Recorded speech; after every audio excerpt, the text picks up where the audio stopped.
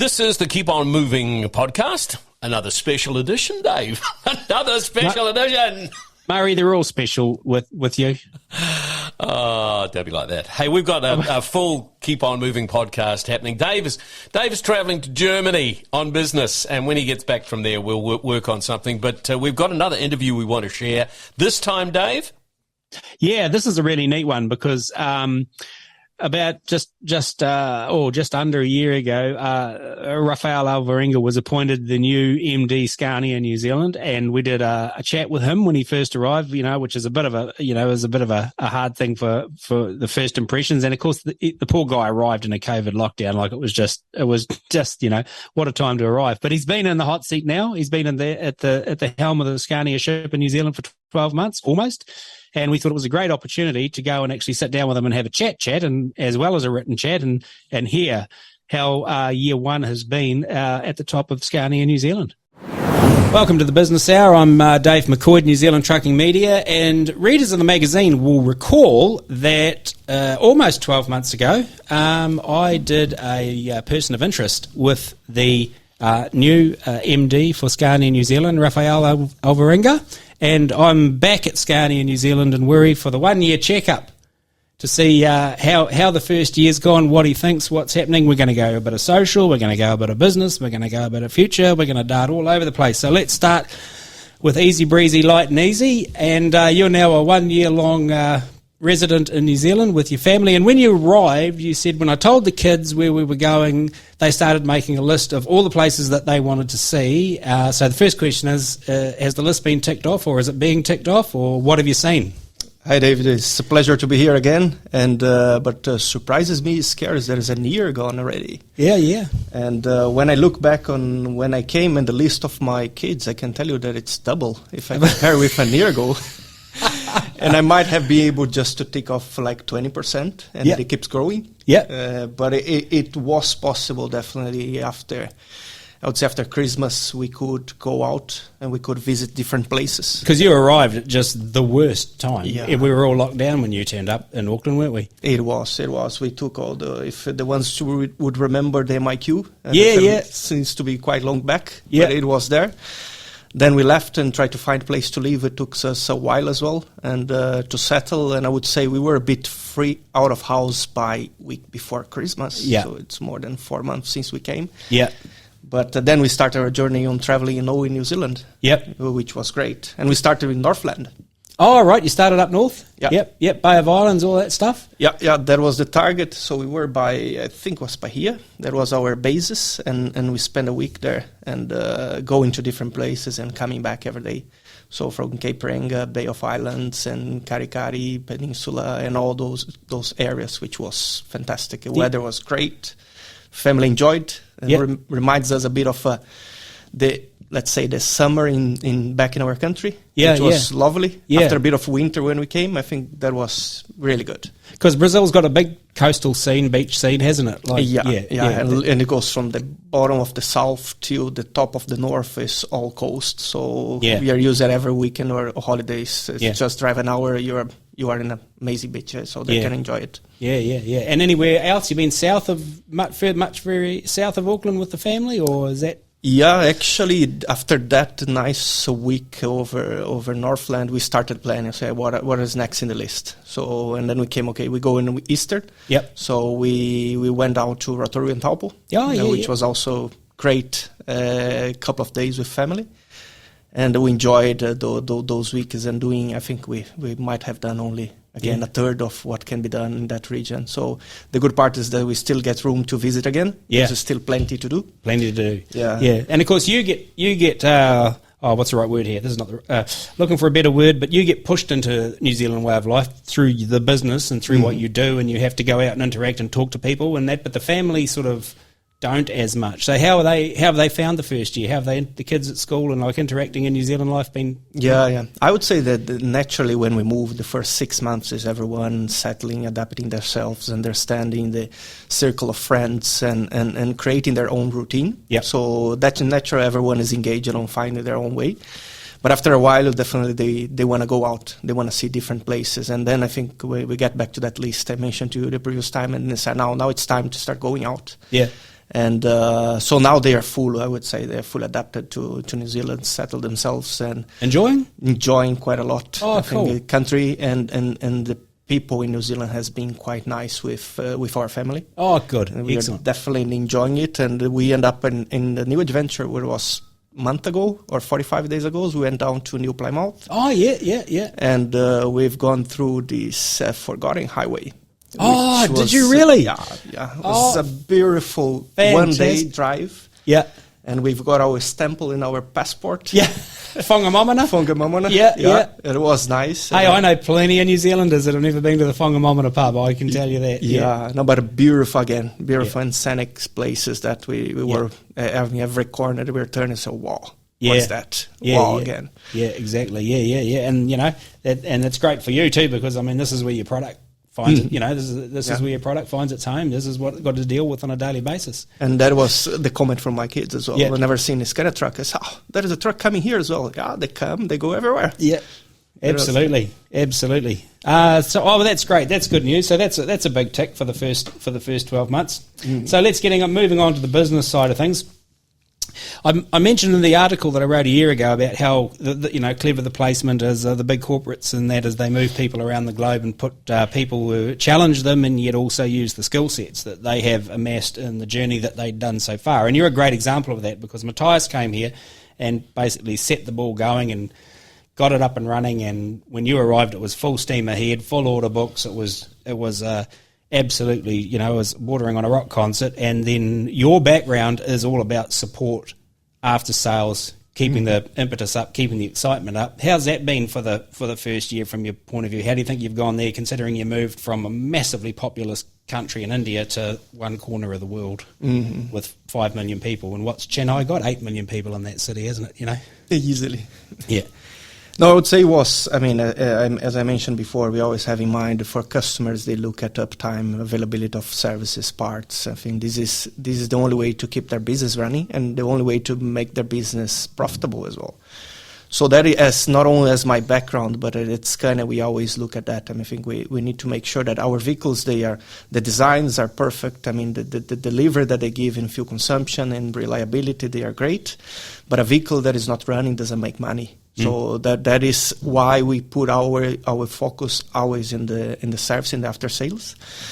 And I was positively surprised when I came by knowing the skill sets that we get in the technical stuff in New Zealand. And I think there was a great, not I would say finding, but when you look from outside is one thing, because we have that what we call top team, and top team is a competition, a conquest that we have among the technicians.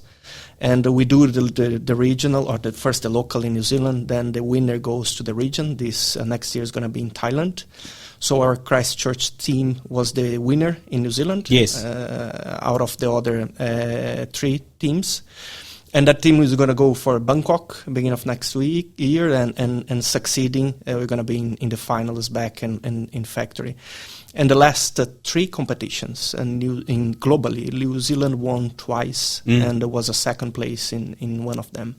Just showing the technical capability of the Kiwis, of the local team, which gives for me a lot of confidence that, okay, we have the right skill sets in place. Yes. We need to make sure that we create all the capabilities, like the workshops, the tools, the parts, and keep training, because, the technology evolves, and we need to make sure that with our training center down in Christchurch, we keep upskilling them with all the new products which are coming. So that gave me, back to your point, it gave me quite a lot of confidence that we are delivering to the customer the best services. We have the right team in place. And our journey for the future is massive towards after sales, on the investments, on the focus of the company, just to make sure that we not only make it happen here in New Zealand, we're going to make it sustainable as a company. And for our customers, which are putting a lot of trust in Scania, so that they will rest assured that we are here to support them on the long run. Yeah, absolutely. And I remember you saying back a year ago about how you were surprised, like in Brazil, there's quite a standard Scania. There's, because of the topography and nature of the country, I think you said it from memory, 500 horsepower, and then New Zealand, you come here and people are building trucks specific that they need for specific areas and high horsepower and odd, different configurations. And so I suppose that manifests where our technical breadth of technical expertise comes from. Mm-hmm. In terms of the service backup and the network, how's the growth in that been? Because that was another one of your jobs previously, was auditing Scania workshops to make sure they met the Scania the thing. So how's that going for you? Yeah, it's progressing quite well, I would say. First, with implementation of process. These are things that not everyone can see, because so things that are not that visible, but you can experience. So we want to make sure that the experience of a customer, irrespective of his kind of workshop they visit, is going to be the same. So meaning from the moment the vehicle comes to the gate to the moment the vehicle is delivered back to the gate so the customer can get back to operation, the whole process is seamless, and they have the shortest time possible with the vehicle under this stop.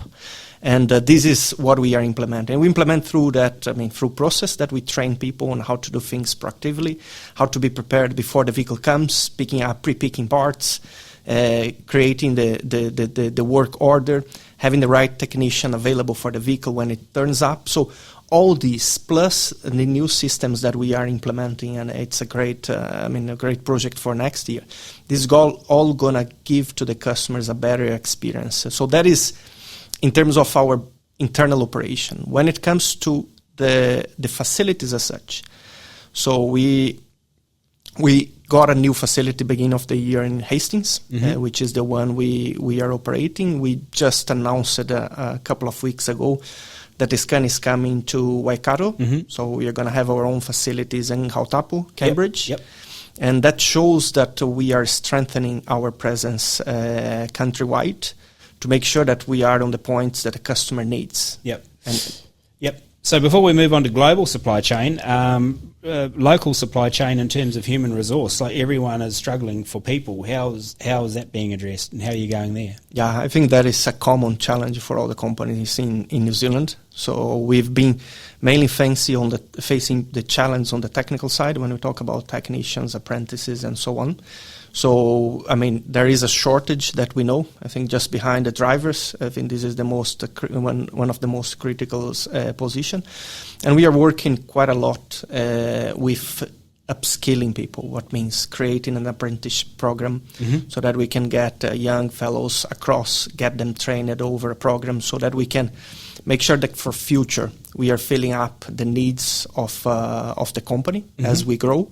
So it's not only looking for people which is ready available in the market, which is a common ground for everyone, but also looking for the future talents. And for that, there has to be a lot of investments from the company. And that's why we are, as I mentioned before, we are reinforcing our training center in Christchurch, the only one with the back support from the OEM, from the factory, in our case from Sweden. So we get the technical trainers all up to the market from the materials that we get from factory. And that is the one of the keys for future, is make sure that we can upskill people for these positions. Right, excellent. So a question that's just sprung to mind, and I don't want to put you on the spot here, but if I'm a young guy and I'm sitting out in the world, or girl or whoever, and I want to be a technician, if I go down to Joe's garage down the road and do my apprenticeship, it's a beginning and an end sort of a thing. Whereas if I went to a Scania, then potentially the world could be my oyster. Like if I'm really good at my job, is there pathways for people, if they started, say, in the Hastings, the Hautapu, the Christchurch, the Wiri workshop, could they set a goal to expand their experience off the New Zealand shore with Scania? Yeah, definitely. And we are proud of seeing people which started with us on the technical side, that today they are even working in different positions across the business, not only on the workshops. So we have our head office in Auckland, where we are here today, and we have different supporting functions, what we usually call the distributor, the wholesale support. So a part of the technical work that we have in workshops, we have plenty of or heaps of opportunities as well in what we call the distributor, where we prepare all the policies, where we prepare all the process, the areas that support all across the business.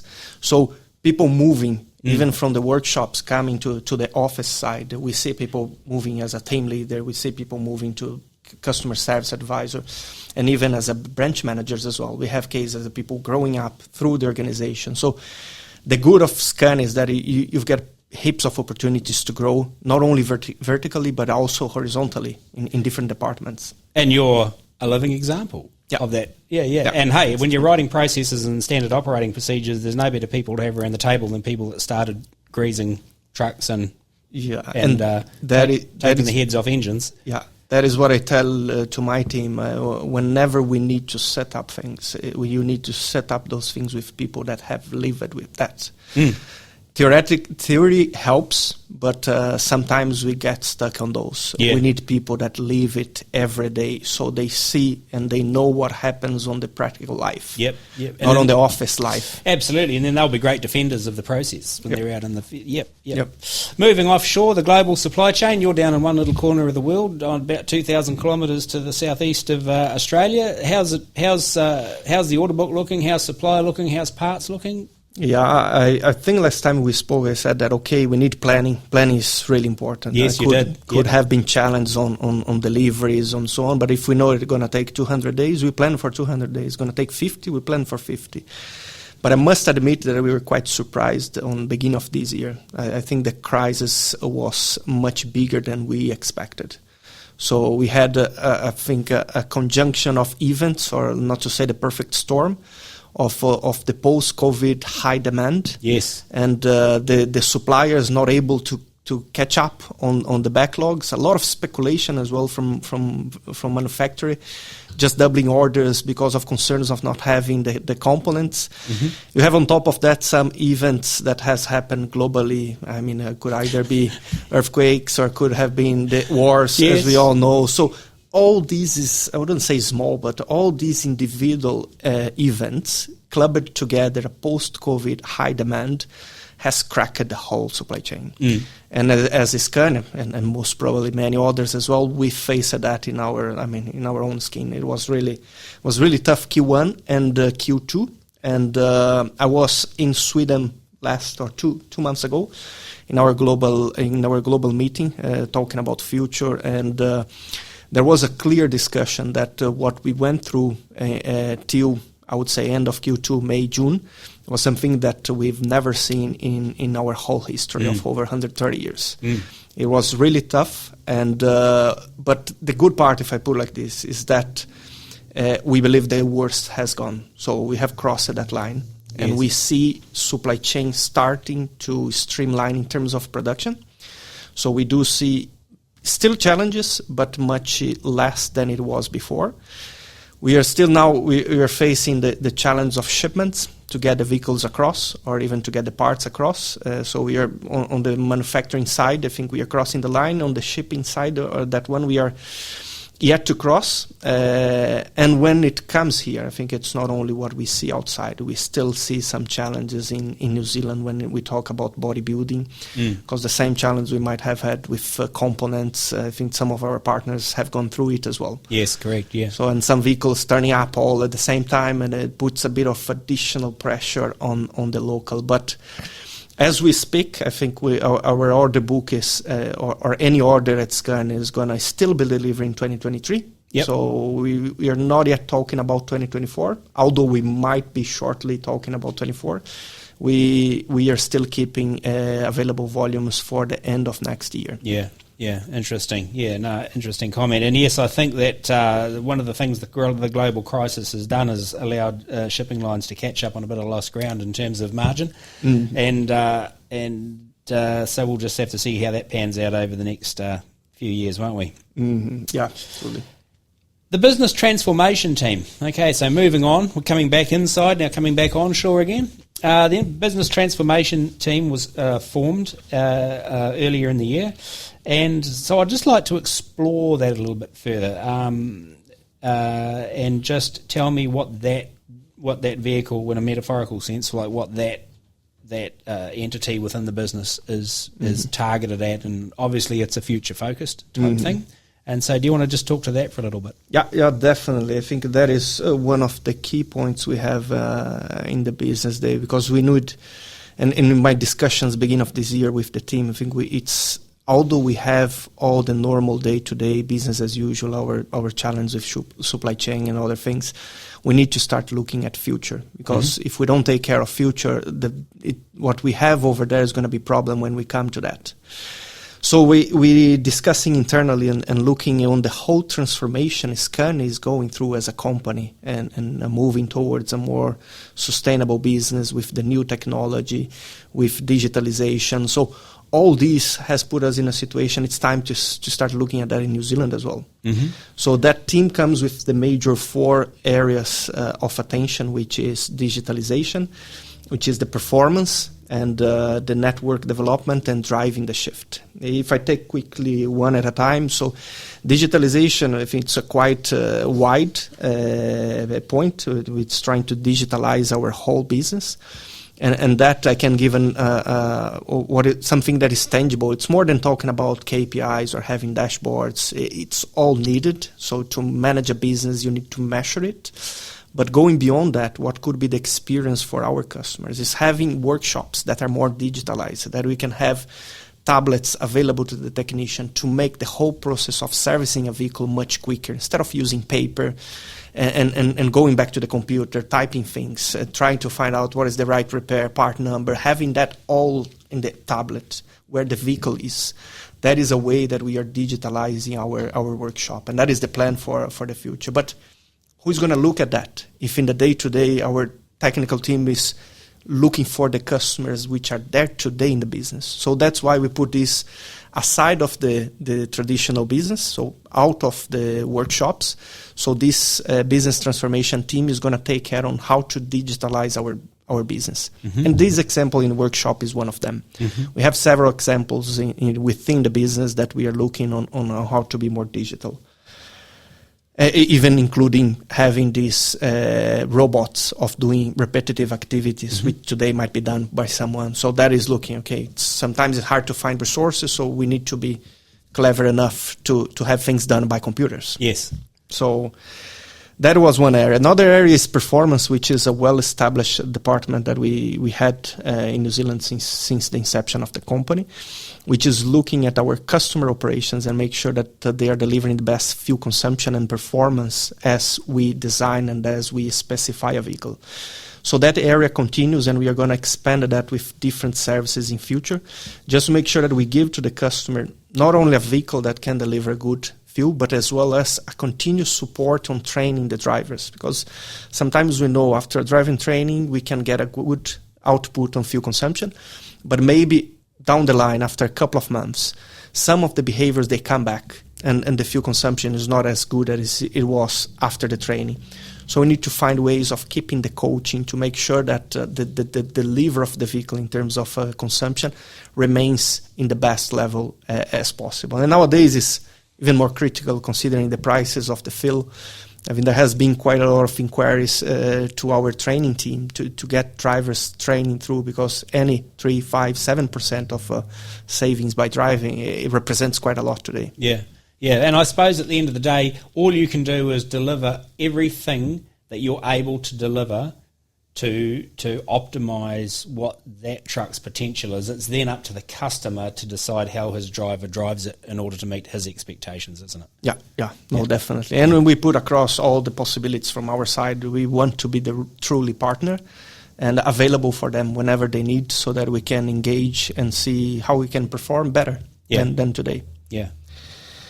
The third one is, I think it's the one quite busy area that we are looking at, network development. Again, as I mentioned before, we need the demand that we have today is different comparing with the one we're going to have in future, considering the volumes that we are delivering in New Zealand. So we started looking into refurbishment of some workshops and even open up of new workshops, like we had the case of Waikato that we just did.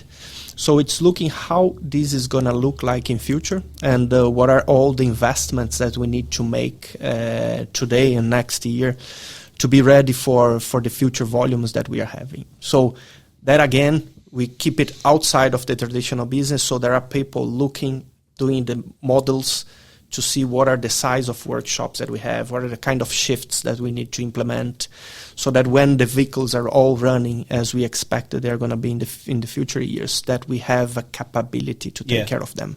Yeah, and it's a really interesting phenomenon, the whole the whole concept of what you're doing is because even in a big business like this, sometimes if you're assigned, when you're as busy as you are with the amount of throughput you've got with trucks and things, if you're assigned, even the team leaders don't have the time to work on their little business, they're too busy working in it, and so having an external team just doing a broad brush across the top is it's interesting. And of course, there's one more to go, isn't there? Yeah, and that one is the one calling the attention for most of the people we have internally, which is the driving the shift. When we talk about the sustainability and the new technologies, as we launched in the month of June, our first battery electric vehicle coming to New Zealand.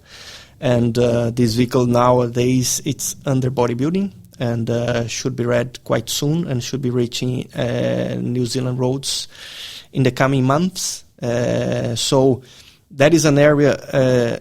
Scania is globally betting on electric. That is the clear message from our CEO.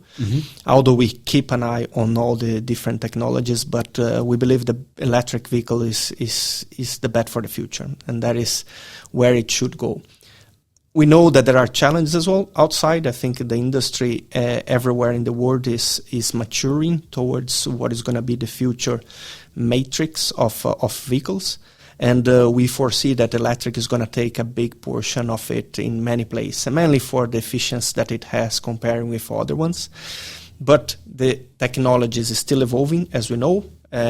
We are evolving along with that, and as I mentioned during the launch, before launching a vehicle, we spend a couple of months preparing ourselves. And preparing means we need to train, we need to understand the technology, how it comes.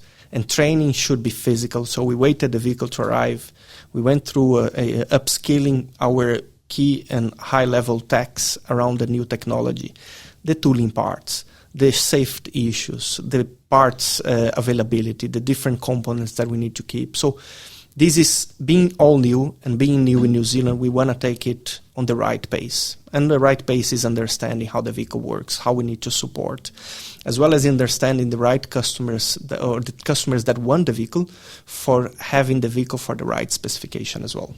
And how's the enthusiasm been in the marketplace for inquiry? Have you had a lot of inquiry for the e-truck? Yes, we had, I can tell you, over 20 was in my table the other day, and we were looking at that. So, as I mentioned to the team, we're not in a hurry. We're going to have the right vehicles and the right timing outside. And we are doing, at this stage, once we, as I mentioned, it's a new technology even for New Zealand, we are doing the right specification and design depending on the application of each of the customers, to see each one has the most feasibility to be out right now, and to make sure that, because when we talk about electric vehicles, for sure we are heading to carbon emission free. That is the idea in the end of the day, but has to have a business feasibility for a customer. No one wants to pay more for something that in the business side is not going to give the output. So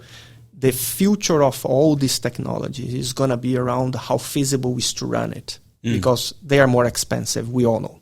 To buy a vehicle like this, and even from other technologies, they're more expensive than the traditional diesel vehicle that we have. Yeah. So the great question would be, what about all the other components around an operation of this type of vehicle? How are they going to play their portion to make that specific vehicle viable to be running out there roads? Yeah, that's exactly right. Because the more you can, I mean, it's the domino thing, isn't it? It's one begets the other. If you get it right at the start, you'll sell the volume to bring the production costs down, and And of course, the other thing is with the alternative fuel vehicles is they're not generally cut any slack like a normal vehicle would be. Like if an internal combustion engine truck or car breaks down, people go, oh well, that's just blah blah blah. But they go, oh, they've got to be perfect all the time, every time. It's a really interesting.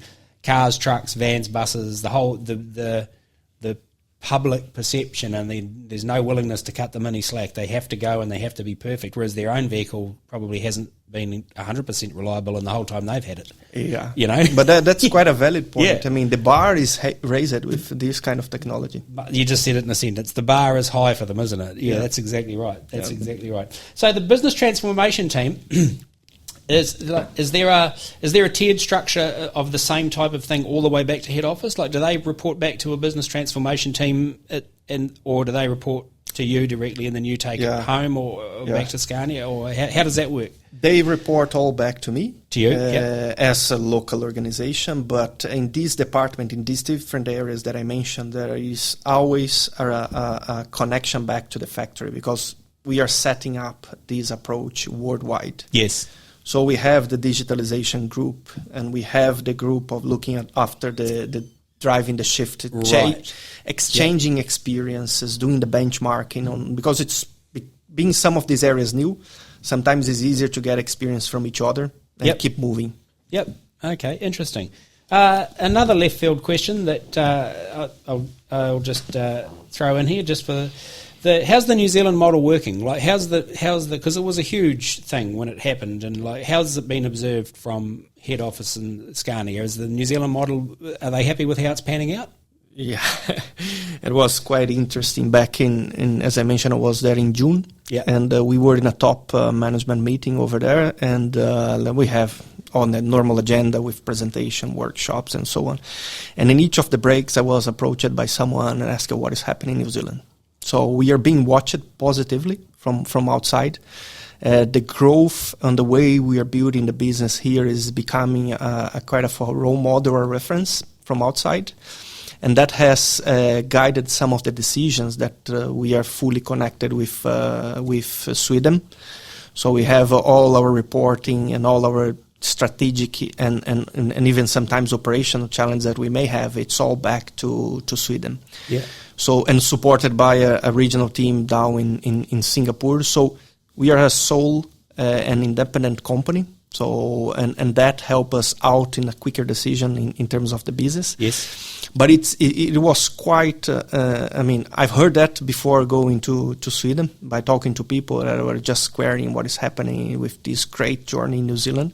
But by talking to them and seeing that what we are doing here is something really, even for Scania, it's been quite pioneering compared with the other markets that we had 10 years to do what we are doing in 3 years here. Yeah. And it's been really exciting having it happen around you and watching it from, it's been really neat. Yep. Jumping back, just to finish off with back to EV trucks again. Mm-hmm. So what's the plan in terms of, I realise you've sort of danced around the answer to this, and maybe there may be an aspect of this question that's crossing back over ground we've already run across, but supply chain heading out, if I want one now, when can volumes coming in? What's the pattern, 2, 3, 4, 5 year pattern for in terms of volumes? Mm-hmm. We see on the EV side, David, that next year we are going to start moving to 2 digits. So we've done 2 vehicles this year, which are these 2 that we just launched, and we foresee next year having double digits. Right. And we still have the plan of by 2025 be selling 10% of our vehicle sales being a BEV truck. Yeah. And the global aim and goal that we have is being 50% by 2030. Yeah. So we take the same challenge to New Zealand. We take the same goals and direction. Yep. And now it's time really to be working with all the stakeholders in the country to make sure that this becomes feasible with the charging infrastructure and with all the subsidies or benefits or the schemes created around this, as it in a way was created for the passenger cars as well. And you can see the pickup of the volume of the sales of EV vehicles has gone quite high. That's almost 1 out of 3 already. Yeah. It's really interesting. I have a friend that I know, and he does a lot of car transporting, and he cuts sort of a lot of high-end cars, and he always says that they're a great barometer for what's happening downstream in 10 years' time, and he said that the horse is already bolted. He said that the volume of alternative fuel high-performance vehicles being transported, he said the horse is bolted. It is, Yeah. it is. And the wave is bigger than we imagined. Oh, and I think the transition is going to be quicker. I was just talking to my editor, Gavin Myers, on the phone before, and we'll often talk about it. And I think the transition is going to come a lot quicker than people think, especially in New Zealand, because of the way our line haul routes are structured. Yep. Like we've got that ribbon of line from Auckland, Hamilton, Palmerston, North Wellington, Christchurch, Dunedin, and Invercargill, and then everything sort of spools out from there, with a little detour into New Plymouth and that. So there's such defined line haul routes that it's going to lend them. It's going to lend it. There's, the hub and spoke thing is not here as much, isn't it? No, that's true. And I think another important point is, at least when we look at Scania, we look at different parameters to see, okay, we go or we don't go EV or BEV. So, and one of them is having green electricity. Yeah. Because if you don't have it, what is the sense to move? If you're not going to get it here, you're not going to get it anywhere. Yeah. Yep. Yeah. So that box ticked here, which is great. Yeah. I think that gives us a bit of leverage as well when knocking the head off stores and say, guys, we want vehicles here and we want more vehicles in future. We want to be in the when the long haulage vehicles start coming, we want to be in the queue for getting the first ones. So we are being heard because New Zealand is fulfilling that the green electricity requirement. Yep. Yeah, interesting. Right, the very last question before I let you go about your busy day, and I've got is when we talked to you last time. Obviously, Brazil is a huge barbecue culture, and also your preferred tipple was President's Beer, as I remember from. So, in 1 year, what do you think of our steaks, and have you found a beer that you can drink? I found a couple, I would say. No, but it's been, the good part is now heading out of the winter. So I did barbecue last 2 weekends, which was good. I couldn't do it for almost 2 months with all the rain around Auckland, and that was something surprised me. Yeah. Quite a lot of rain during the winter. We told you it was coming. You remember I told you, wow, the weather is good. It's not that bad. And I was thinking, you wait. Till it comes. Yeah. No, but it was quite interesting. Raining winter is new for me. All the winters I've gone through in my life in Brazil is all dry. Oh, I thought you get monsoons and rainforests and... No, it comes along with summer. Oh. So during the summer, it pours for an hour, end of the day, and that's all. Oh, is that right? And you can be like 4 or 5 months without a single rain through the winter. Oh, wow. We can sort that out. You sorted out already? So that put me a bit of back on the barbecue. We just resume it now, but during the summer here, it was every weekend. Yeah, and I found quite a nice meat around New Zealand. Good rump cap, which is the one we most like, really good ones. And the beer, tried many spites and different one, and some draft beers or. That is local made or local brewed. Yeah. Those were really good as well. Oh, so cool. Southlanders will love you saying Spates. Oh, good. But it's been good. Still exploring. I think next time we catch up, I can rank you down the number 1 to the number 5. Excellent. We'll do that. So I can put that in the diary that we can have another catch up in a year or so. Good. Rafael Alvarenga, thank you very much for your time. Thanks for coming on the podcast and Trucking Radio 24/7. I'll let you get back to your busy life. Fantastic. Thank you, David. Pleasure. See you guys. Cheers. The Keep On Moving podcast is a production of New Zealand Trucking Media.